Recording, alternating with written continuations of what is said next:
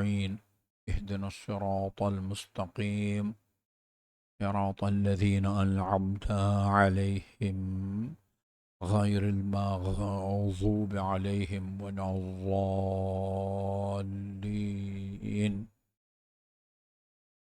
بسم الله الرحمن الرحيم. قل هو الله أحد الله الصمد لم يلد ولم يولد ولم يكن له كفوا أحد. بسم الله الرحمن الرحيم. قل هو الله أحد الله الصمد لم يلد ولم يولد ولم يكن له كفوا أحد. بسم الله الرحمن الرحيم. قل هو الله أحد الله الصمد لم يلد ولم يولد ولم يكن له كفوا أحد. بسم الله الرحمن الرحيم. قل هو الله أحد الله الصمد لم يلد ولم يولد ولم يكن له كفوا أحد. اللهم صل على محمد وآل محمد. أعوذ بالله من الشيطان اللعين الرجيم. بسم الله الرحمن الرحيم.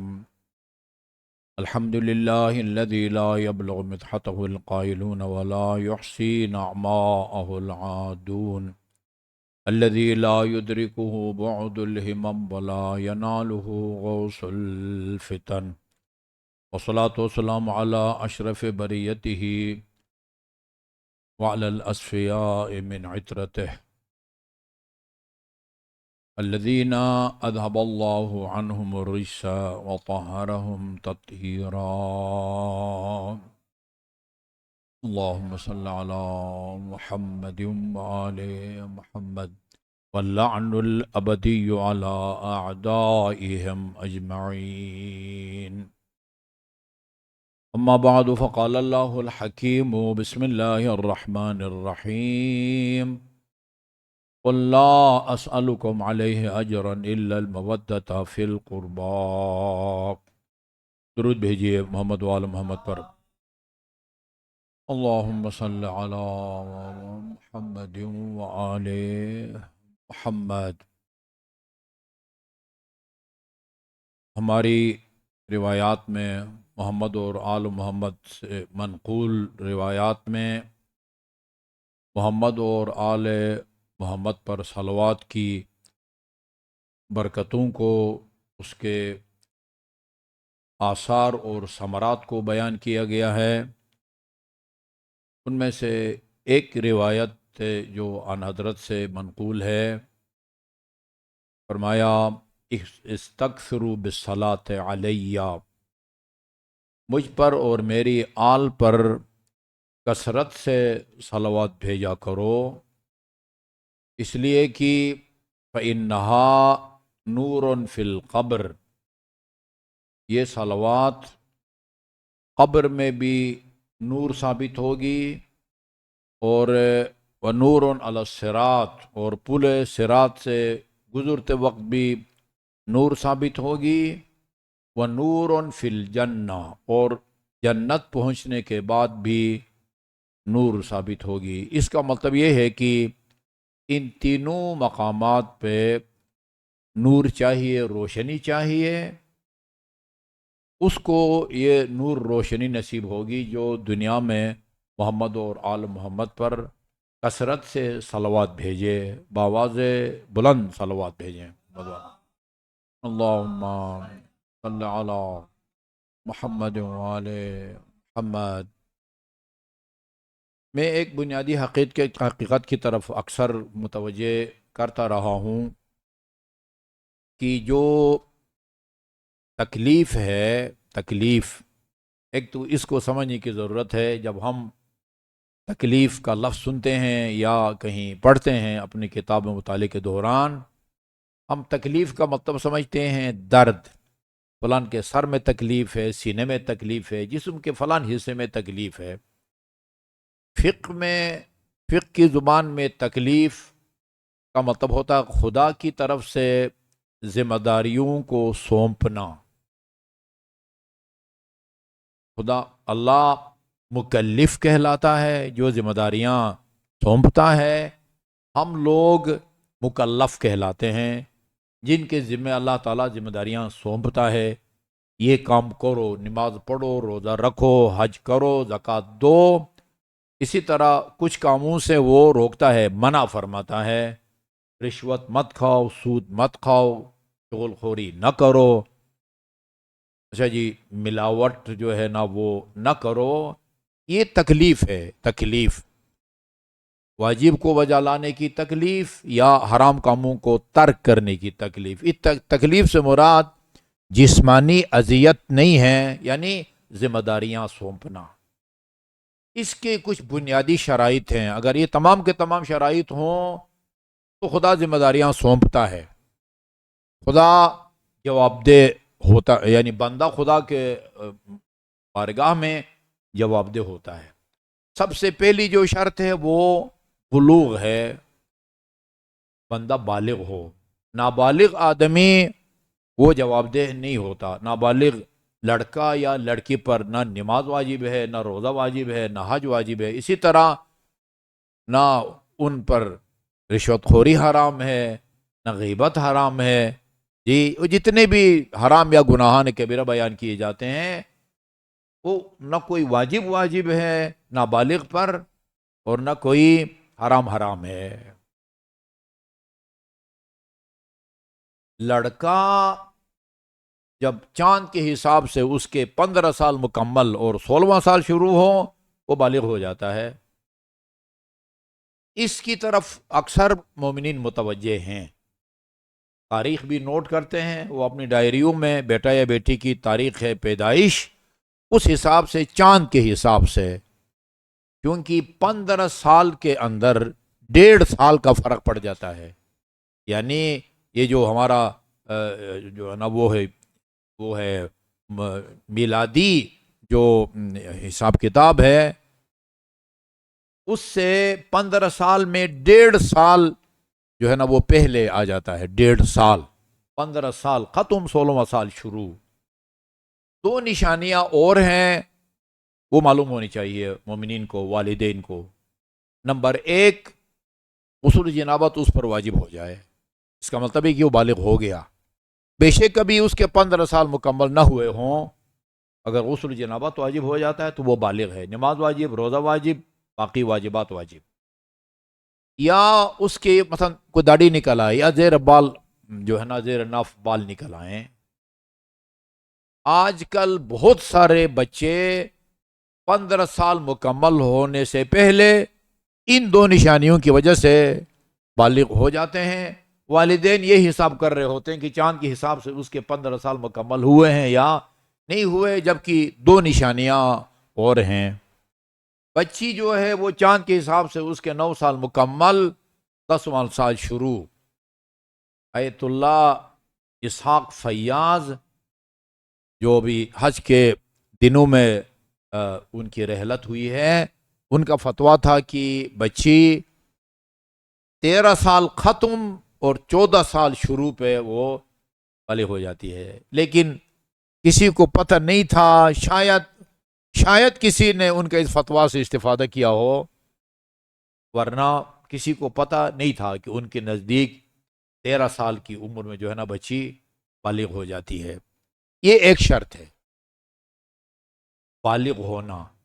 جب تک بالغ نہ ہو بندہ مکلف نہیں ہوتا، وہ جواب دہ نہیں ہوتا خدا کی بارگاہ میں. نمبر 2، عقل عاقل ہو، بالغ ہو، عاقل ہو. دیوانہ وہ جواب دہ نہیں ہے. دیوانے پر نہ نماز واجب ہے، نہ روزہ واجب ہے، نہ حج واجب ہے، نہ کوئی حرام کام دیوانے کے اوپر حرام ہے. وہ حاکم وقت نے ایک دیوانہ خاتون کو سزا سنائی تھی، ایک گناہ کی سزا سنائی تھی. امیر المومنین علیہ الصلوۃ والسلام نے فرمایا، آپ نے رسول خدا صلی اللہ علیہ وآلہ وسلم کا یہ فرمان نہیں سنا، رفع عن امتی 9، میری امت کے جو 10 افراد ہیں وہ جواب دہ نہیں ہیں، نہ وہ ان پر واجب ہے، نہ حرام ان پر حرام ہے. ان میں سے ایک جنون، ایک دیوانہ خاتون اگر خدا نہ خواستہ کوئی کسی برے کام میں مبتلا ہو اور اس برے کام کی اسلام میں سزا مقرر ہے، کبھی 100 کوڑے ہیں، کبھی قتل ہے، کبھی سنسار ہے، دیوانہ خاتون پر جس پر نماز واجب نہیں ہے، اسی طرح کوئی حرام کام اس پر حرام نہیں ہے، لیکن انہوں نے اس کو سزا سنا دی تھی، اس کو جو ہے نا وہ سزا سناؤ جو اس سے گناہ کی وہ دی جاتی ہے۔ تیسری شرط قدرت، جس کام کا آپ کو حکم دیا جا رہا ہے آپ اس کو بجا لانے کی قدرت رکھتے ہو۔ اگر آپ کی قدرت نہیں، آپ کے بس میں نہیں ہے، اللہ وہ کام آپ پر واجب نہیں کرتا۔ ہم میں سے کسی ہم سے کہیں کہ ہاں سے بھائی وہ جمپ لگاؤ اور چھت کو ہاتھ لگاؤ، وہ ہمارے بس میں نہیں ہے۔ یہ جو آیہ کریمہ ہے ہمارے الحمدللہ ان مجالس عزا کی برکت سے، ان کی بدولت ہمارے بچے کو یاد ہے۔ اللہ اسألکم علیہ اجرا الا المودۃ فی القربى، یہ مسلمانوں کی ایک پیشکش کا جواب ہے۔ مسلمانوں نے آن حضرت کے سامنے آ کے عرض کیا، یا رسول اللہ آپ نے ہماری خاطر تکلیفیں برداشت کی ہیں، مشقتیں جھیلی ہیں، ہم آپ کو اس تبلیغ رسالت کا کوئی نہ کوئی معاوضہ دینا چاہتے ہیں، صلہ دینا چاہتے ہیں۔ رسول خدا نے جیسے قرآن کی آیت ہے ما ینطق عن الہویٰ ان هو الا وحی یوحیٰ، مسلمانوں کے اس پیشکش کا کوئی جواب نہیں دیا۔ ہاں یہی کہنا چاہیے وحی کا آپ نے انتظار کیا، اللہ کی طرف سے یہ وہ مطالبہ کیا گیا، قل میرے حبیب یہ جو آپ سے کہہ رہے ہیں نا ہم آپ کا معاوضہ ادا کرنا چاہتے ہیں، صلہ دینا چاہتے ہیں، ان سے کہیں ما قل لا اسألکم علیہ اجرا، میں اس اجر رسالت کے طور پر تم سے اور کچھ بھی نہیں مانگتا، ماں سوائے اس کے کہ تم میرے قریبی رشتہ داروں سے محبت کرو۔ اور جب آپ سے پوچھا گیا کہ یا رسول اللہ یہ کون قریبی رشتہ دار ہیں کہ جن سے محبت کو اللہ تعالیٰ نے اجر رسالت کے طور پر فرض قرار دیا ہے، آپ نے امیر المومنین خاتون جنت امام حسن اور امام حسین علیہ السلام کا نام لیا ہے۔ ان کی محبت کو اللہ تعالیٰ نے اجر رسالت کے طور پر واجب قرار دیا ہے۔ میں کل عرض کروں گا انشاءاللہ کہ یہ ذوی القربہ جو ہے نا وہ کون ہیں، ہماری روایات کہتی ہیں، اہل سنت کی روایات کہتی ہیں، یہ ہم سب کو معلوم ہونا چاہیے۔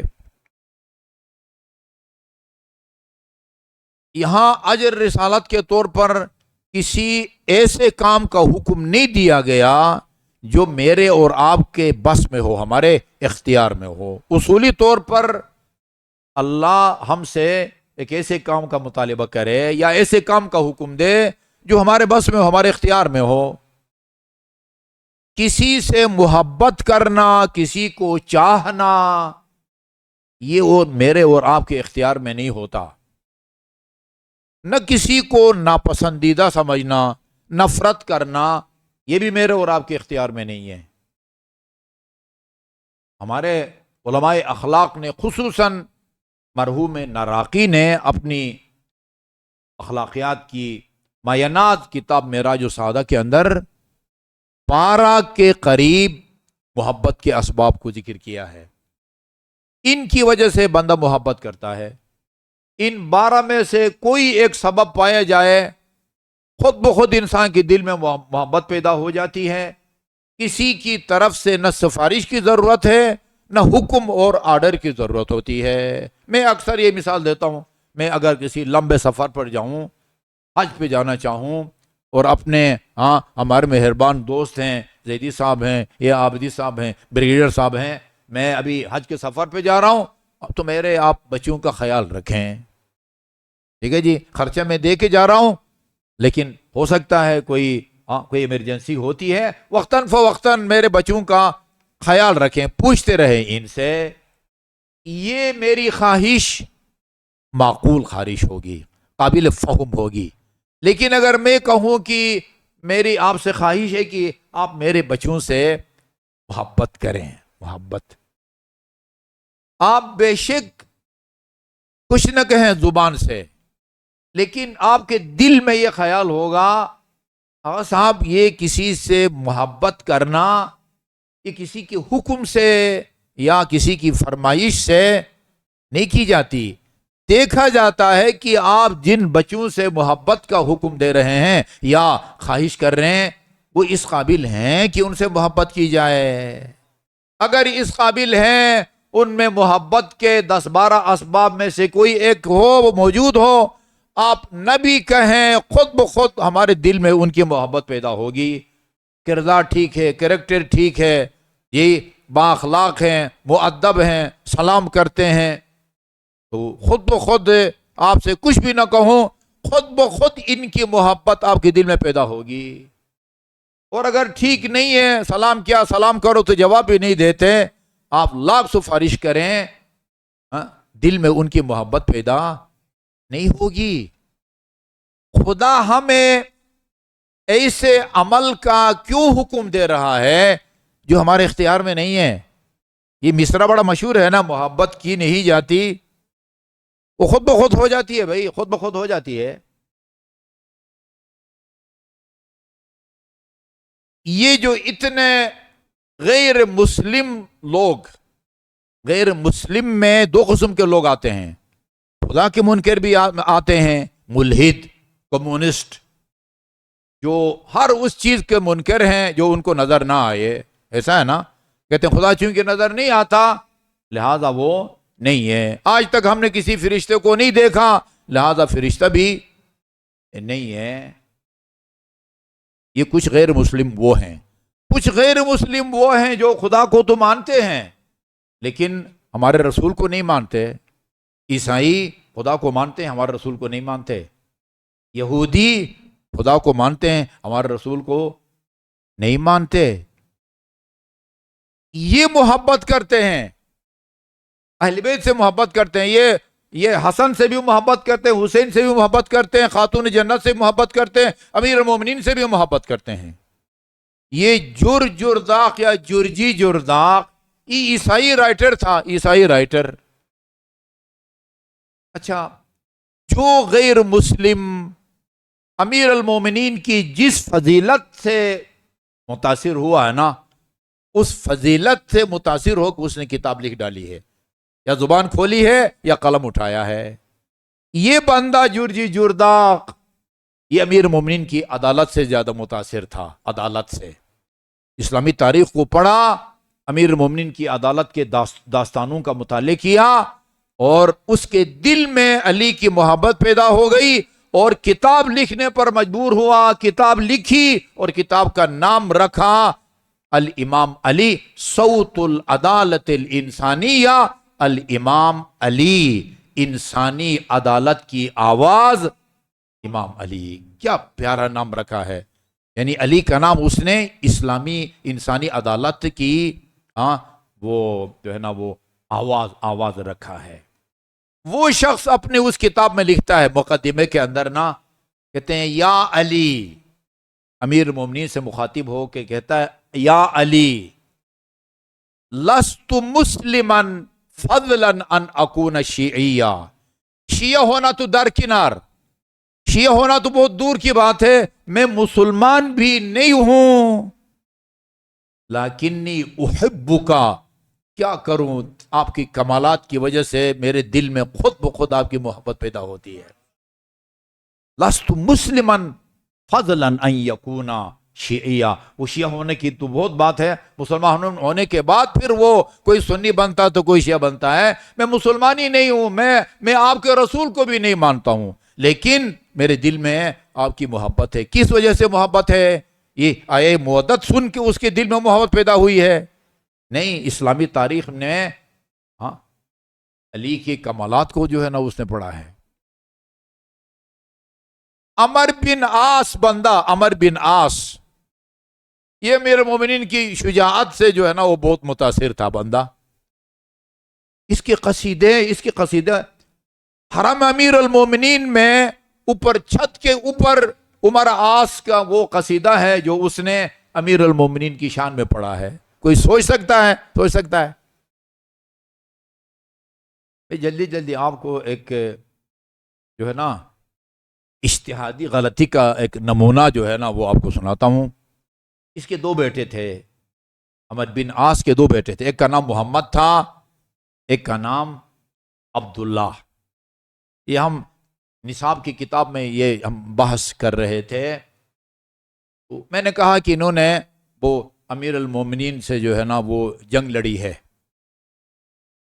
انہوں نے کہا کہ وہ ان کی اجتہادی غلطی تھی،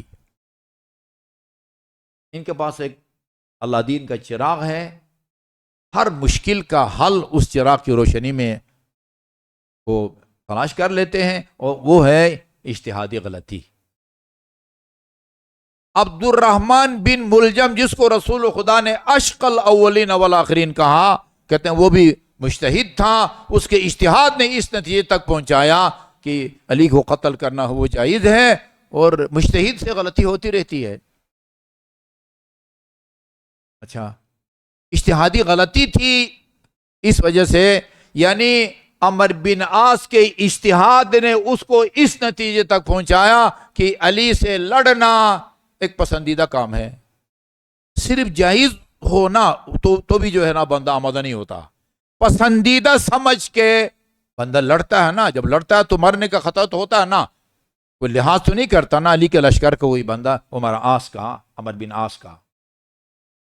اچھا، میں نے جو ہے نا یہ واقعہ ان کو سنایا، اس نے اپنے دونوں بیٹوں سے مشورہ کیا کہ میں علی کے مقابلے میں جاؤں یا نہ جاؤں۔ اب مجھے کافی دن ہو گئے ہیں، میں بھول رہا ہوں کہ ایک بیٹے نے کہا غالباً محمد نے کہ آپ خلیفہ تو نہیں بن سکتے، یہ بھول جائیں، اس لیے آرام سے بیٹھیں، بس اللہ اللہ کریں، اور یہ علی کے مقابلے میں نہ جائیں، نہ لڑیں علی سے۔ دوسرے بیٹے غالباً عبداللہ نے کہا نہیں نہیں، وہ آپ کا جانا جو ہے نا وہ ضروری ہے۔ اچھا، جس نے کہا تھا نا، وہ عبداللہ ہے یا محمد ہے، جس نے کہا تھا نہ جائیں علی کے مقابلے میں، کہا کہ تمہارا جو مشورہ ہے نا اس پر میں اگر عمل کروں، اس میں میرے دنیا کا نقصان ہے، لیکن آخرت کا فائدہ ہے اگر علی کے مقابلے میں نہ جاؤں۔ اور دوسرے سے کہا کہ تمہارے مشورے پر اگر عمل کروں، میرے دنیا کا کیا ہے؟ فائدہ ہے، آخرت میں گھاٹا ہے۔ اچھا، ہوا کیا عملی طور پر؟ تینوں باپ بھی، جس بیٹے نے کہا تھا کہ نہ جائیں، ٹھیک ہے جی آخرت کا نقصان ہے، اور جس نے کہا تھا جائیں، تینوں امیر المومنین علیہ الصلوۃ والسلام کے مقابلے میں گئے۔ مجھے بتائیں یہ اجتہادی غلطی ہے؟ بہت افسوس ہوتا ہے اجتہادی غلطی۔ اجتہاد وہاں کیا جاتا ہے جہاں کسی حکم کے بارے میں، اس کو نوٹ کریں، بچے بھی نوٹ کریں، اجتہاد وہاں کیا جاتا ہے جہاں کسی حکم کے بارے میں قرآن کی کوئی واضح آیت بھی نہ ہو اور رسول خدا کا واضح فرمان بھی نہ ہو، وہاں بندہ اجتہاد کرتا ہے۔ جو لوگ ممبروں پر سے امیر المومنین پر سب و شتم کرتے تھے، ان کو جناب ام سلمہ کہتی تھی بند کرو یہ سلسلہ، میں نے رسول خدا صلی اللہ علیہ وآلہ وسلم کو فرماتے ہوئے سنا ہے، من سب علی فقط سبنی، جس نے علی کو سب کیا، اس کی شان میں گستاخی کی، اس نے مجھے سب کیا ہے۔ یہ فرمان ام سلمہ نے سنا تھا اور باقی لوگوں نے نہیں سنا تھا۔ یہ جو ممبروں پر دعائے قنوت میں امیر المومنین کی شان و گستاخی کرتا تھا، میں وہ الفاظ بول کے اس کا ترجمہ آپ کے سامنے نہیں کر سکتا جن الفاظ کے ذریعے وہ امیر المومنین کی شان میں وہ گستاخی کرتے تھے۔ درود بھیجیے محمد و آل محمد پر، اللہم صلی علی محمد و آل محمد،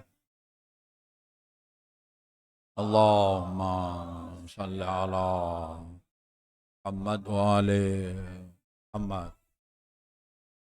اچھا جی، وہ اس کے اشعار ہیں، خانہ کعبہ کے مسجد حرم امیر المومنین کے اندر اس کے وہ اشعار ہیں۔ آپ یہ چیٹ کے سے پوچھے نا، میں نے پوچھا ایسے نہ اس کا ٹیسٹ لینے کے لیے پوچھا، مجھے پتا میں خود ادھر وہ ان کو پڑھ کے آیا ہوں، وہ ان کے جو ہے نا امیر المومنین کے بارے میں اشعار ہے وہ دے سکتے ہیں۔ اس نے کہا باہر نہ ایوان طلا کہتے ہیں، برآمدے میں یوں جو ہے نا وہ تقریباً وہ سونے کا جو ہے نا وہ بنا ہوا اس کی ایوان تلا ہے. وہ کہا باہر صحن میں یا اندر ہیں؟ میں نے کہا نہیں اندر ہیں. پھر اس نے پورا قصیدہ جو ہے نا وہ پیش کر دیا. بآل محمد عرف الثواب وفی ابیاتہم نزل الکتاب. جی یہ آل محمد کے ذریعے حق اور حقیقت کو پہچانا گیا ہے اور قرآن ان کی شان میں قصیدہ بن کے نازل ہوا ہے. ہم حجج الالہ علی البرایا بہم و بجدہم لا یستراب. یہ محمد و آل محمد خدا کی طرف سے مخلوق پر حجت ہیں، نہ ان کے جد کے فضائل میں کوئی شک کر سکتا ہے، نہ وہ آل محمد کے فضائل میں کوئی شک کر سکتا ہے. ولا سیما، یہاں سے پھر وہ امیر المومنین کی شان میں قصیدہ پڑھتا ہے. اور خصوصاً علی لہو فی الحرب مرتبۃ تہاب. وہ میدان کارزار میں جب آتے ہیں ان کے مقابلے میں جو بھی زمانے کا کوئی پہلوان آ جائے وہ علی کے مقابلے میں آ کے لرزہ براندام ہوتا ہے. وہ کب کبھی جو ہے نا وہ اس کے اوپر طاری ہوتی ہے. آگے اس کا پورا قصیدہ ہے، وہ سارا میں آپ کو نہیں سناتا، اتنا سناؤں گا. وہ کہتے ہیں کہ علی کی جو تلوار ہے نا، علی کی تلوار وہ آپ کی طرح کھاتی بھی ہے اور پیتی بھی ہے. طعام سیوفہ مہج الاعادی. علی کی جو تلوار ہے، سیوف کہا ہے، اس کا مطلب ہے کہ علی کے پاس ایک نہیں کئی جو ہے نا تلوار تھی. طعام سیوفہ مہج الاعادی. علی کی جو شمشیر ہے یا ذوالفقار یا تلوار، اس کی خوراک یہ دشمنان اسلام کی جو ہے نا وہ سر یا ان کی کھوپڑیاں ہیں. وفیض دم الرقاب لہو شراب. اور دشمنان خدا کے حلق سے نکلنے والا لہو وہ علی کی شمشیر کی پسندیدہ جو ہے نا وہ مشروب اور وہ شربت ہے. اچھا جی، یہ محبت جو کسی کے کمال کو دیکھ کے یا جمال کو دیکھ کے آپ کے دل میں پیدا ہوتی ہے، یہ تو آپ کے اختیار میں نہیں ہے. محبت کرنا آپ کے اختیار میں نہیں ہے، نہ کسی سے نفرت کرنا آپ کے اختیار میں ہے. محبت کا سبب موجود ہے، خود بخود آپ کے دل میں یعنی محبت پیدا ہوگی. نہیں ہے تو آپ کے دل میں پیدا نہیں ہوگی. نہ کسی کی سفارش پر محبت کی جا سکتی ہے، نہ کسی کی سفارش پر کسی سے محبت کی جاتی، نہ نفرت کی جاتی ہے. پھر ہمیں اس آیے کریمے کی ایسی تفسیر کرنی پڑے گی جو قابل فہم ہو اور معقول ہو اور وہ عمل ہمارے بس میں اور اختیار میں ہو. صرف محبت نہ وہ نجات کے لیے کافی ہے، نہ صرف محبت کا اللہ تعالی حکم دیتا ہے. اللہ صحت اور طول عمر دے. مولانا علی محمد نقوی، کل ان کی آپ نے گفتگو سنی، بھائی تولا جی ولایت کا جس پر ہم فخر کرتے ہیں اور جتنا فخر کریں وہ کم ہے. اس سے مراد جو ہے نا وہ صرف محبت ہے. یہ ایک حساس مسئلہ ہے، اس کی طرف میں آپ کو متوجہ کرنا چاہ رہا ہوں کہ قرآن کی بہت ساری آیات جن میں خدا کے صفات کو بیان کیا گیا ہے، ان کا حقیقی مفہوم یا اللہ کا مقصد نہ سمجھنے کے نتیجے میں بہت سارے مسلمان گمراہ ہو گئے ہیں. اللہ کے لیے ہاتھوں کے قائل ہو گئے ہیں، اللہ کے لیے چہرے کے قائل ہو گئے ہیں، اللہ تعالیٰ کے لیے ٹانگ کے قائل ہو گئے ہیں، اللہ تعالیٰ کے لیے آنے جانے کے قائل ہو گئے ہیں. یہ اور محمد اور آل محمد کے بارے میں رسول خدا صلی اللہ علیہ وآلہ وسلم کے جو اقوال ہیں یا خود ائمہ معصومین کے جو اقوال ہیں، ان میں معصوم کا مقصد نہ سمجھنے کے نتیجے میں ہمارے بہت سارے لوگوں کے عقائد جو ہے نا وہ متزلزل ہو گئے ہیں، بلکہ انحراف کی شکار ہو گئے ہیں. تو میں ایک حدیث آپ کی خدمت میں عرض کرتا ہوں، اس کو بہار نے بھی لکھا ہے، ارشاد القلوب نے مجلسی نے بھی لکھا ہے، علامہ ہلی نے کتاب لکھی ہے کشف الیقین، فی فضائل امیر المومنین کے بارے میں کشف الیقین.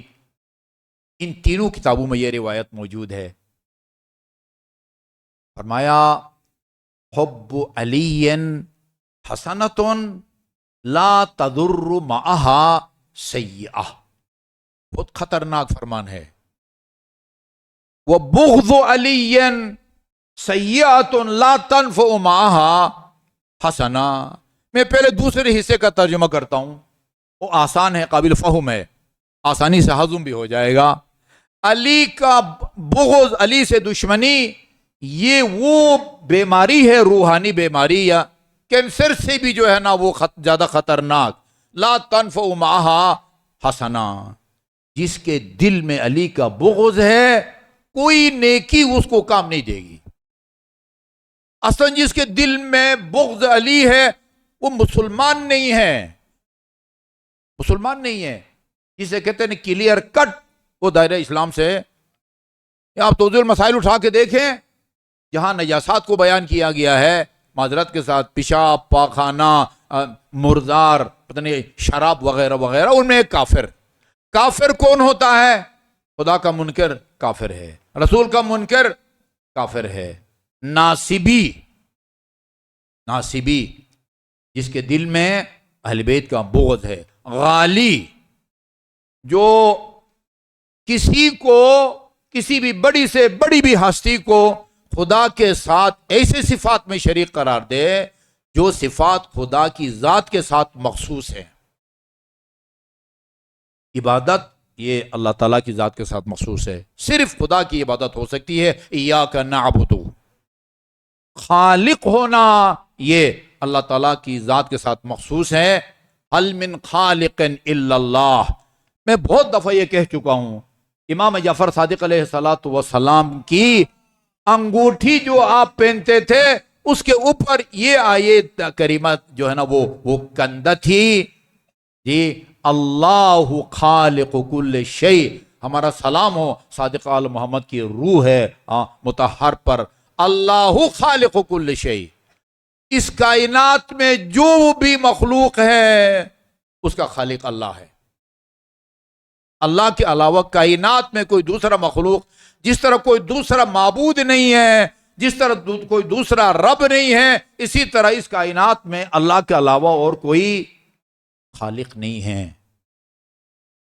وہ اس کائنات میں مخلوق اول ہو جو آن حضرت کا نور ہے، یا مخلوق آخر، ہمیں نہیں پتا مخلوق آخر کوئی انسان ہوگا، فرشتہ ہوگا، جن ہوگا، پرندہ ہوگا، درندہ ہوگا.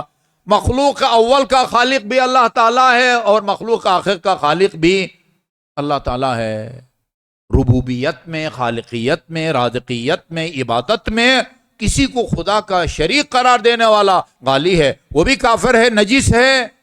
اور اگر کسی کا یہ عقیدہ ہو کہ اللہ کسی میں حلول کرتا ہے، یہ بھی توضیح المسائل میں لکھا ہوا، یہ بھی کافر ہے. ناصبی، ایک بندے نے کتاب لکھی تھی شیعوں کے رد میں نا، آیت اللہ محسنی جنہوں نے اس مسجد کی بنیاد رکھی ہے، انہوں نے 6 شیعوں کے خلاف لکھی گئی کتابوں کا ایک کتاب میں جواب دیا ہے. کتاب کا نام ہے حجت اثنا عشریہ. ثاقب نقوی صاحب نے کوئی ترجمہ شروع کیا تھا، میرا خیال میں وہ کوئی مکمل نہیں ہو سکا. 6 کتابوں کا جواب دیا ہے ایک کتاب میں. ایک بندے خدا کی کتاب کا جواب دینے کے بعد لکھا ہے کہ تم نے اپنی کتاب میں امام جعفر صادق علیہ السلام کی توہین کی ہے. میں تمہیں اپنی طرف سے کچھ نہیں کہوں گا، صادق آل محمد ہی کا ایک کلام تمہیں سناؤں گا، اور وہ ہے ان اللہ لم یخلق خلقا انجس من الکلب. اللہ نے معذرت کے ساتھ کتے سے زیادہ پلید کسی جانور کو پیدا نہیں کیا. ولیکن ناصبنا اہل البیت انسب من انجس من الکلب. ہم اہل بیت سے دشمنی کرنے والا انسان ہے، چلتا پھرتا ہے، کھاتا پیتا ہے، وہ اس کی نجاست جو ہے نا وہ کتے سے بھی زیادہ جو ہے نا وہ سنگین ہے. یہ نجاست کی نجاست یکساں نہیں ہے. مسئلہ بھی معلوم ہونا چاہیے آپ کو. اگر آپ کے کپڑے کو نا آپ کے اپنے جسم سے نکلا ہوا خون، انگلی کٹ جائے، ناک سے خون ہے، اور وہ درہم بغلی یعنی ناخن کے برابر نہ ہو، کم ہو، آپ کے کپڑوں پر لگا ہوا ہو، آپ اس میں نماز پڑھ سکتے ہیں. ٹھیک ہے، لیکن 3 قسم کے خون ہیں کہ ناخن کا 10واں حصہ بھی جو ہے نا اگر لگا ہوا ہو وہ معاف نہیں ہے، اس میں آپ کی نماز نہیں ہوتی۔ وہ 3 خون ان کو خواتین دیکھتی ہیں، حیض کا خون، نفاس کا خون، استحاضے کا خون، باقی خون معاف ہیں۔ اچھا، حج کے بارے میں جو ہے نا، حج کے بارے میں کہتے ہیں طواف کے دوران آپ کے کپڑوں کو پاک ہونا چاہیے، حتیٰ اگر درہم بغلی سے کم عام خون بھی آپ کے کپڑوں کو لگا ہو نا، عام نماز میں معاف ہے، لیکن طواف کے دوران درہم بغلی سے کم خون بھی آپ کے کپڑوں پر لگا ہوا ہو تو آپ کا طواف، یعنی بعض مسائل میں نماز سے بھی زیادہ حساس ہے طواف، بعض مسائل میں اتنا حساس نہیں ہے۔ نماز کے دوران آپ کھا پی نہیں سکتے، نماز آپ کی باطل ہو جائے گی، باتیں نہیں کر سکتے ورنہ آپ کی نماز باطل ہو جائے گی۔ حج کے دوران ہم سب حج میں جو ہے نا گرمی میں وہ ہاتھ میں بوتل جو ہے نا لے کے وہ طواف کر رہے ہوتے ہیں اور ادھر طواف بھی کرتے ہیں اور جو ہے نا وہ گھونٹ بھی لیتے رہتے ہیں، اب مل جائے تو زمزم کی کوئی بوتل ورنہ عام پانی پیتے رہتے ہیں، باتیں بھی ایک دوسرے سے کرتے رہتے ہیں۔ دیکھیں، باتیں کرنے سے طواف باطل نہیں ہوتا، پانی پینے سے طواف باطل نہیں ہوتا، جبکہ نماز باطل ہو جاتی ہے۔ لیکن طہارت و نجاست کے حوالے سے کہتے ہیں کہ درہم بغلی ناخن کے برابر سے بھی کم خون آپ کے بدن کو یا کپڑوں کو لگا ہو تو آپ کی نماز نہیں ہوتی۔ یہ نجاسات دیکھیں نا، شدت، کسی میں شدت ہے کسی میں کم ہے، اس کا مطلب یہ ہوا کہ نجاسات یعنی کتے میں بھی نجاست ہے، دشمن اہل بیت میں بھی نجاست ہے، لیکن جتنی شدت دشمن اہل بیت کی نجاست میں ہے وہ شدت کتے کی نجاست میں بھی نہیں ہے۔ درود بھیجئے محمد و آل محمد پر، اللہم صلی علی محمد و آل محمد۔ اچھا جی، تو یہ جو صرف محبت ہے یہ تو واضح سی بات ہے۔ یہ میں بہار انوار کی جلد نمبر 27 پڑھ رہا تھا، خدا فرماتا ہے انی خلقت السماوات السبع وما فیہن، میں نے 7 آسمانوں کو پیدا کیا ہے اور جو کچھ 7 آسمانوں میں ہے ان کو پیدا کیا ہے۔ آسمانوں میں کون رہتا ہے؟ فرشتے رہتے ہیں نا، آسمانوں میں فرشتے رہتے ہیں۔ امام حسین کے بارے میں وہ ابی بن کعب کی آپ کو روایت سنائی ہے نا، رسول خدا امام حسین خود روایت نقل کرتے ہیں، میں اپنے نانا کی خدمت میں گیا، پہلے سے ابی بن کعب بیٹھے ہوئے تھے، جیسے ہی میں آپ کے حجرے میں داخل ہوا ہوں تو رسول خدا نے فرمایا مرحبا بک یا ابا عبداللہ، خوش آمدید کہتا ہوں ابو عبداللہ۔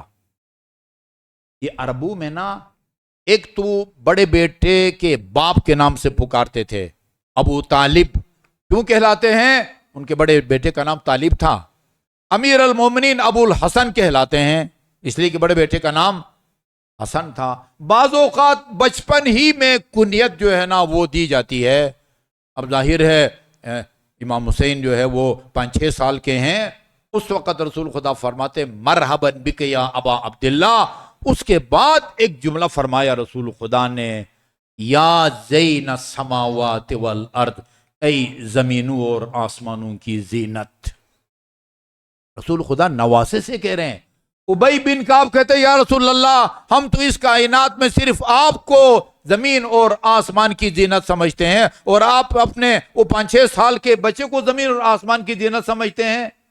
رسول خدا فرماتے ہیں مجھے قسم اس ذات کی کہ جس نے مجھے نبی برحق بنا کے بھیجا ہے، حسین جتنا آسمان میں محترم ہے زمین میں اتنا اس کا احترام نہیں ہے۔ آسمان میں کون رہتا ہے؟ فرشتے رہتے ہیں۔ امیر المومنین علیہ السلام کے بارے میں اس طرح کے الفاظ ہیں، تمام فرشتے امیر المومنین سے محبت کرتے ہیں، تمام فرشتے علی سے محبت اور علی کی خدمت پر فخر کرتے ہیں۔ یہ وہ سب کے سارے آسمانوں میں ہے، زمین پر یہ امیر المومنین کو شہید کرنے والے زمین پر رہتے ہیں، امام حسین کو شہید کرنے والے زمین پر رہتے ہیں، ان کو شہید کر کے ان کی لاش پر گھوڑے دوڑانے والے ہاں، اور حکم دینے والے یہ سارے زمین پر رہتے ہیں. لہذا فرمایا حسین جتنا زمین میں محترم ہے اس سے زیادہ آسمان میں محترم ہے. اور یہاں فرمایا دامن عرش پر لکھا ہوا ہے، میں نے معراج کے سفر میں دیکھا ہے، ان الحسین مصباح ہدن و سفینۃ النجات. حسین ہدایت کا چراغ ہے اور نجات کی کشتی ہے، نجاتی کشتی ہے. اللہم صلی علی محمد وآل محمد. جی میں نے زمین اور آسمان کو پیدا کیا ہے اور جو کچھ آسمان میں ہے. وَخَلَقْتُ الْأَرْضَ وَمَنْ عَلَيْهَا، زمین کو پیدا کیا، زمینوں کو اور جو کچھ زمین کے پشت پر ہے. جی اس کے بعد فرمایا کہ میں نے مقام ابراہیم اور حجر اسود کے درمیان کی جو جگہ ہے نا، اس سے افضل کوئی ٹکڑا میں نے پیدا نہیں کیا. اگر ایک آدمی زمین اور آسمان کی خلقت کی تاریخ سے اپنی موت تک جی وہ وہاں اس جگہ عبادت کرے اور اس کو موت آتی ہے میری بارگاہ میں آئے جاحدن لولایت علی ابن ابی طالب، اور وہ علی سے وہ محبت نہ رکھتا ہو، اس کے دل میں علی کے بغض ہو، اکببتہ فی النار، اس کو میں منہ کے بل آتش جہنم میں گراؤں گا. اس میں کوئی شک نہیں ہے. جس کے دل میں علی کا بغض ہے کوئی نیکی اس کو کام نہیں دے گی. لیکن پہلا حصہ جو ہے نا وہ پیچیدہ ہے، یا کہیں متشابہ ہے. حب علی حسنۃ لا تضر معها سیئہ، علی کی محبت یہ وہ نیکی ہے کہ جس کے ہوتے ہوئے کوئی برائی آپ کو نقصان نہیں پہنچا سکتی. ایسا ہے. وہ جو خدا کے قائل نہیں ہیں ان کو چھوڑیے، وہ جو رسول کے قائل نہیں ان کو چھوڑیے. ہم مسلمان، ہم اثنا عشری اتنے بھی ہم بھولے بھالے اور جاہل بھی نہیں ہیں. ہم کوئی پاگل ہوتا ہے کہ وہ جو مرضی کرے، آزاد ہے، پدر مادر آزاد، اللہ اسے نہیں پوچھے گا. کیا ایسا ہے؟ الحمدللہ ہم سب کے دل میں علی اور اولاد علی کی محبت ہے. آئے مودت پر ہم عمل کرتے ہیں. خدا کا حکم نہ بھی ہوتا، ان کی کمالات کی وجہ سے ساری دنیا ان سے محبت کرنے پر مجبور ہے. یہ لیکن ان کی محبت کی وجہ سے کوئی برائی ہمیں نقصان نہیں پہنچائے گی. رشوت لو کوئی حرج نہیں ہے چونکہ تمہارے دل میں علی کی محبت ہے. غیبت کرو، ملاوٹ کرو، سود لو اور جو اتنے بھی درجنوں گناہان کبیرہ کرو، اللہ نہیں پوچھے گا، اس لیے کہ تمہارے دل میں علی کی محبت ہے. ایسا ہوگا؟ نہیں ہوگا. یہ رسول خدا کا فرمان ہے اور ہم اس کو اپنے ظاہری مفہوم پر محمول بھی نہیں کر سکتے. یہ ہم کوئی مرفوع القلم نہیں ہے. اگر نہیں ہے تو پھر سر جوڑ کے سوچیں کہ رسول خدا کی اس فرمان کا مطلب کیا ہے. کیا مطلب ہے بھئی؟ آپ کے دل میں اگر علی کی محبت ہے کوئی برائی آپ کو نقصان نہیں پہنچا سکتی. اس کا کیا مطلب ہے؟ اس کا مطلب علماء کرام نے یہ بیان کیا ہے، جس کے دل میں علی کی حقیقی محبت ہے نا، اس سے گناہ سرزدی نہیں ہوتا تاکہ وہ اس کو نقصان پہنچائے. اس سے گناہ سرزدی نہیں ہوتا. یا دوسری روایت جو کہتی ہے حب علی، علی کی جو محبت ہے وہ گناہوں کو اس طرح پتہ نہیں وہ کھا جاتی ہے جس طرح آگ جو ہے نا وہ خشک لکڑی کو جو ہے نا وہ ہے. ان تمام کا کیا مطلب ہے؟ یعنی علی سے محبت کرنے کے بعد جو مرضی کرو کرتے پھرو، اللہ تعالیٰ نہیں پوچھے گا؟ نہیں. اس کا مطلب ہے کہ حقیقی محبت کا تقاضا یہ ہوتا ہے کہ محب ہمیشہ اپنے محبوب کا تابع فرمان ہوتا ہے. امام جعفر صادق علیہ السلام کا جو کلام ہے نا شعر کی صورت میں، وہ اسی توجیہ یا تفسیر کی تائید ہے. امام نے فرمایا تاصل الہ وانت تظہر حبہ، تو اللہ تعالیٰ کی نافرمانی بھی کر. فارمولہ ایک ہے میرے بزرگوں اور عزیزوں، محبوب آپ کا اللہ ہو، رسول ہو یا اولاد رسول ہو، آپ جس کی بھی محبت کے دعوے دار ہیں نا، آپ اگر اپنی محبت کے دعوی میں سچے ہیں تو پھر آپ کو ان کا اطاعت گزار کرنا پڑے گا. تاصل الہ وانت تظہر حبہ، تو اللہ تعالیٰ کی نافرمانی بھی کرتا ہے اور پھر اس کی محبت کا بھی اظہار کرتا ہے، دم بھرتا ہے. کون مسلمان ہے جو یہ کہے کہ میرے دل میں اللہ تعالیٰ کی محبت نہیں ہے؟ سب اللہ کی محب ہونے کے دعوے دار ہیں. یہ لو کان حبک صادقا لاطعتہ، تو اگر اس دعوی محبت میں سچا ہوتا لاطعتہ تو اللہ تعالیٰ کی اطاعت کرتا. کیوں؟ یہ فارمولہ یہ ہے، ان المحب لمن احب مطیع، ہمیشہ محب اپنے محبوب کا تابع ہوتا ہے اور اس کا اطاعت گزار ہوتا ہے. کتنی ایسی روایتیں ہیں جس میں کہا گیا جس کے دل میں علی کی محبت ہو ہاں وہ جنت میں جائے گا. یہ میں اپنا لایا تھا، ابھی سنانے کا موقع نہیں ملا. فضائل شیعہ، اس کی پہلی روایت یہ ہے، مرحوم صدوق کی ہے. مرحوم صدوق کی کتاب کی اہمیت کے لیے اتنا کافی ہے کہ مرحوم صدوق امام زمان کی ولادت کے نتیجے میں جو ہے نا پیدا ہوئے ہیں. 50 سال تک ان کے والد جو ہے نا ان کے ہاں اولاد نرینہ نہیں تھی. اس زمانے امام کے جو نائب خاص تھے حسین بن رو تھے، ان کی خدمت میں ان کے والد نے عرض کیا آپ کو پتہ ہے میری کوئی اولاد نرینہ نہیں ہے، آپ براہ راست امام کی خدمت میں جاتے ہیں، میری طرف سے یہ درخواست کریں کہ وہ دعا کریں اللہ مجھے کوئی بیٹا دے. حسین بن روح نے ان کے والد کی درخواست امام تک پہنچائی.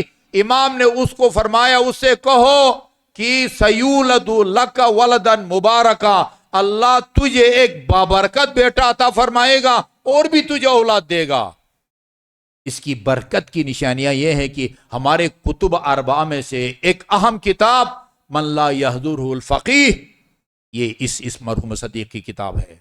عیون اخبار الرضا وہ اس کی ہے. علل الشرائع وہ ان کی ہے. جی کمال الدین و تمام النعمہ جو امام زمان کے بارے میں انہوں نے لکھی ہے وہ بھی امام زمان کے حکم سے لکھی ہے انہوں نے. ہاں یہ ان کا چھوٹا سا کتابچہ ہے. ہاں فضائل الشیعہ، شیعوں کے فضائل. اس کی پہلی حدیث ہے جس کو عبداللہ بن عمر نقل کرتے ہیں. وہ کہتے ہیں ہم نے رسول خدا کے پاس جا کے حضرت علی کے بارے میں کچھ سوالات کیے. پتہ نہیں کیا سوالات کیے ہوں گے. فغضب رسول اللہ، اس کا مطلب یہ کہ کوئی منفی قسم کے سوالات کیے ہوں گے، ورنہ اگر آپ کہتے کہ ہمیں رسول خدا امیر المومنین کے فضائل سناؤ، ہاں رسول خدا جو ہے نا وہ لگا دیتے، وہ خوش ہوتے اور انبار لگا دیتے فضائل کے. ان اللہ جعل لعلی ابن ابی طالب فضائل اللہ تحصی کثرۃ، خدا نے میرے بھائی علی کو اتنے زیادہ فضائل سے نوازا ہے کہ جن کو کوئی شمار نہیں کر سکتا.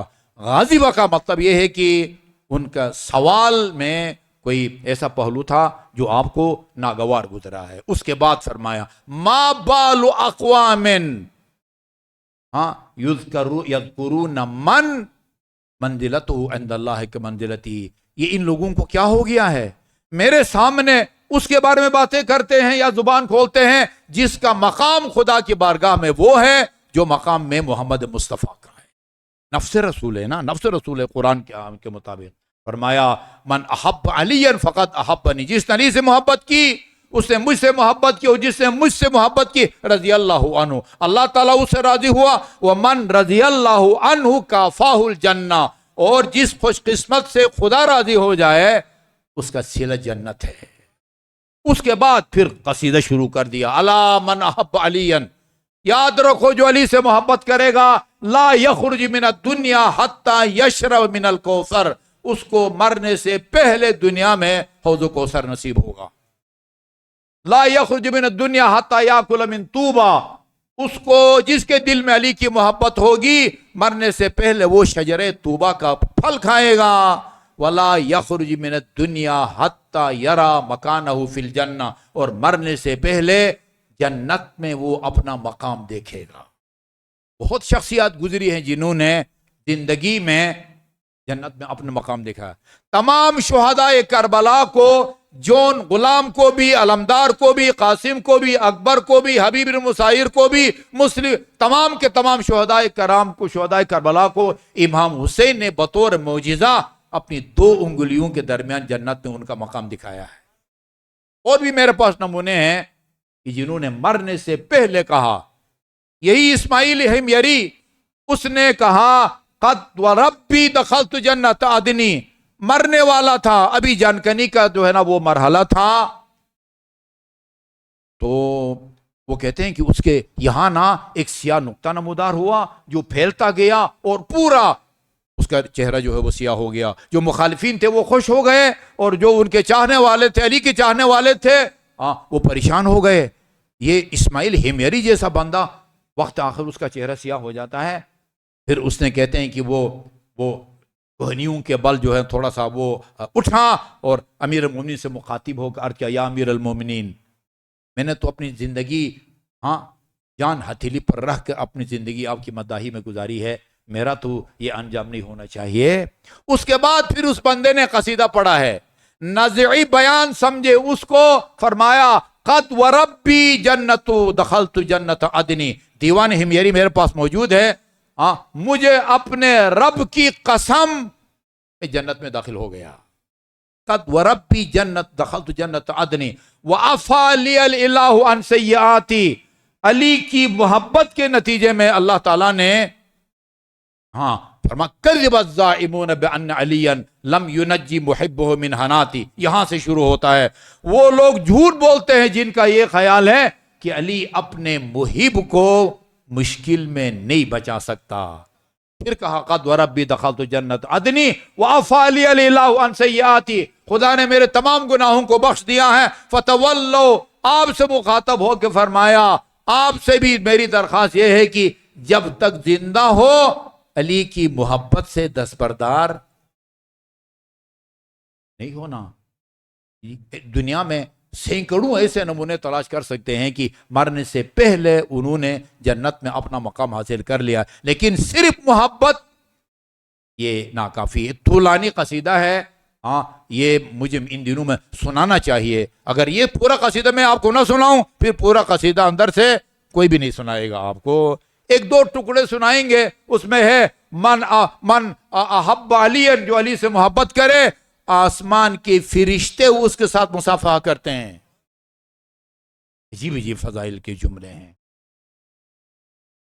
ٹائم ختم ہو گیا. ابھی 5 بجے باب العلم میں ایک مجلس تھی. مجھے ہمارے ایک مہربان دوست ہیں ڈاکٹر توقیر، وہ گزار قائد میں ان کی رہائش ہے، پہلے یہیں G8 میں رہتے تھے. انہوں نے مجھے فون پر بھی بتایا تھا بانیوں کی فرمائش ہے کہ آپ مصائب حضرت زہرا علیہ السلام کے پڑھیں. ابھی جب مجلس کے لیے مجھے وہ دعوت دینے والے تھے، ایک صاحب نے پھر آ کے کہا کہ مصائب آپ حضرت زہرا کے پڑھیں گے. میں نے کہا یہ کس مناسبت سے یہ مجلس ہے؟ جی ایام عزا ہیں، کربلا کے واقعات ہیں، یعنی بیویوں کا رہائی کے بعد مدینہ پہنچنے کے مصائب بیان کیے جاتے ہیں یا کربلا کے مصائب پڑھے جاتے ہیں. خاتون جنت کی شہادت وہ 3 جمادی الثانی وغیرہ کو ہے. انہوں نے مجھے کہا کہ یہ بی بی کے پہلو پر دروازہ گرنے کی تاریخ ہے. یہ تاریخیں ہیں نا. 28 صفر کو رسول خدا کا وصال ہوا ہے، رحلت ہوئی ہے. 28 صفر کو یہی دن ہے نا. دوسری تیسری ربیع الاول ہے جہاں پر امیر المومنین کو زبردستی گھر سے نکال کے بیعت کروانے کی کوشش کی گئی.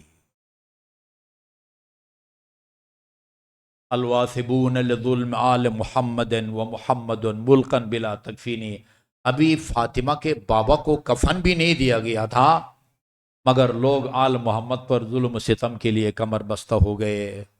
وَمُجَمِّعُ حَطَبٍ عَلَى الْبَيْتِ الَّذِي، وہ اس گھر کے دروازے پر آگ اور لکڑیاں لے کے آئے. لم یجتمع لولا شمل الدینی، یہ گھر گورانا نہ ہوتا آج اسلام کا نام و نشان نہ ہوتا. والداخلین علی البطولۃ بیتہا والمسقطین لہا اعز جنینی، یہ وہ دن ہے کہ بی بی کی اجازت کے بغیر یہ بلوائی اس گھر میں داخل ہوئے جہاں جبرائیل امین اجازت کے بغیر داخل نہیں ہوتا تھا. باب جبرائیل ہے مکہ وہ مدینہ میں، اور اس باب جبرائیل سے حرم میں داخل ہونا مستحب ہے لیکن داخل نہیں ہونے دیتے. وہ تقریباً بند ہے. وہ باب جبرائیل بند ہے. مرحوم کاظم قزوینی نے نا اپنی کتاب فاطمہ من المہد الی اللحد میں خاتون جنت کے فضائل میں حدیث کسا کو بھی بیان کیا ہے، مودت کو بھی آئے، تطہیر کو بھی، سورہ دہر کو بھی. جہاں آپ حدیث کسا میں پڑھتے ہیں نا، جب یہ 5 ہستیاں کسا کے نیچے آئی، جبرائیل گیا اللہ سے اجازت طلب کی اور پھر اس کو کافی نہ سمجھا، رسول خدا سے بھی اجازت طلب کی، یا رسول اللہ خدا نے اجازت دے دی ہے، آپ بھی اگر اجازت دیں میں کسا کے نیچے آ جاؤں۔ وہاں مرحوم نے ایک مرثیہ کا کہ 2 بند لکھے ہیں، فیا عجبا یستاذن الامین، مسلمانوں تمہیں افسوس نہیں ہوتا جبرائیل امین اس گھر میں اجازت کے بغیر داخل نہیں ہوتے، لیکن یہ بلوائی یہ داخل نہیں ہوئے، حملہ آور ہوئے اس گھر کے اوپر، حملہ آور۔ قال سلیم قلت سلمانی، سلیم بن قیس کہتے سلمان فارسی اس در و دیوار کے سانحہ کے عینی گواہ تھے۔ سلیم بن قیس کہتے ہیں سلمان فارسی سے، قد دخلوا ولم یکن استئذانوا، آپ تو عینی گواہ ہے نا، میں باور نہیں کرتا کیا آپ کے سامنے یہ لوگ بی بی کی اجازت کے بغیر گھر میں داخل ہوئے؟ سلمان کہتے ہیں ای وعزت الجباری، مجھے خدا کی عزت جلال کی قسم کوئی اجازت طلب نہیں کی گئی، اور ستم بالائی ستم یہ کہ لیس علی الزہراء من خماری، ہاں ان بلوایوں نے دختر پیغمبر کو کوئی چادر اٹھانے کی بھی مہلت نہیں دی۔ جی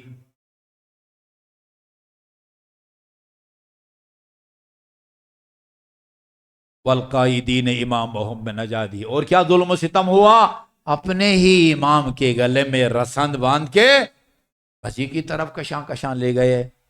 اور یہ علی کو گرفتار کر لے جانے کا واقعہ یہ اس وقت ہوا جب دختر پیغمبر کے پہلو پر دروازہ گر چکا تھا، ایک نہیں دونوں پہلو مجروم ہو چکے تھے، لیکن جب دیکھا کہ علی کو لے جایا جا رہا ہے وہ اپنا درد زخم بھول گئی اور پیچھے پیچھے جاتی ہے، فرماتی ہے خلو ابن امی، میرے امام کو رہا کر دو ورنہ بد دعا کے لیے سر کے بال کھولوں گی۔ امیر المومنین سلمان فارسی سے کہتے ہیں ادرک ابنت محمد، محمد کی بیٹی کو روکو، ایسا نہ ہو بابا کی قبر پر جا کے اگر بابا کی قمیص سر پر رکھ کر بد دعا کی ابھی ابھی عذاب نازل ہوگا۔ سلمان آگے بڑھے اور عرض کیا دختر پیغمبر آپ تو رحمت اللہ علیہ کی بیٹی ہیں، ایسا نہ ہو آپ کی وجہ سے عذاب نازل ہو۔ سلمان کہتے ہیں میں عینی گواہ ہوں، بی بی نے نہ بد دعا کی نہ سر کے بال کھولے، اتنا کہا تھا اگر علی کو رہا نہ کرو گے سر کے بال کھولوں گی۔ میں نے دیکھا مسجد النبی کی بنیادیں زمین سے بلند ہونے لگی، اتنی بلند ہوئی اگر کوئی مسلمان چاہتا ان کے نیچے سے وہ گزر سکتا تھا۔ جی میں عزاداروں سنتا بھی تھا علماء کرام سے، خطبہ سے، کتابوں میں پڑھتا بھی تھا کہ اس در دیوار کے سانحے میں ایک ظالم نے دختر پیغمبر کو تماچا مارا تھا۔ میں نہیں باور کرتا تھا یہ جلد ستم نہ ہوا ہوگا، اس دن سے میں نے باور کیا، اور مسائب بھی بیان کر رہا ہوں جس دن سے میں نے آیت اللہ العظمی محمد حسین اصفہانی کا مرثیہ پڑھا، اور جس کی کتابوں کو سمجھ کے مجتہدین فخر کرتے ہیں، وہ لکھتے ہیں قد جاوز الحد بلطم الخط، ان ظالموں نے دختر پیغمبر کے رخسار پر تماچا مار کے ظلم و ستم کی انتہا کر دی۔ شلت ید العدوان والتعدی، کاش یہ ہاتھ ناپاک فضا میں خشک ہو گیا ہوتا اور دختر پیغمبر کے رخسار تک وہ نہ پہنچتا۔ لا اضحک اللہ سن الدہر ان ضحکت وآل احمد المظلومون قد قہروا ولا حول ولا قوة الا باللہ العلی العظیم۔ انا للہ وانا الیہ راجعون، یا محمود بحق محمد ویا اعلی بحق علی ویا فاطر السماوات والارض بحق فاطمہ ویا محسن بحق الحسن ویا قدیم الاحسان بحق الحسین واولادہ المعصومین۔ خدا بحق محمد و آل محمد و مومنین مومنات پریشان حال ہیں، کسی بھی حوالے سے ان کی پریشانیوں کو دور فرما۔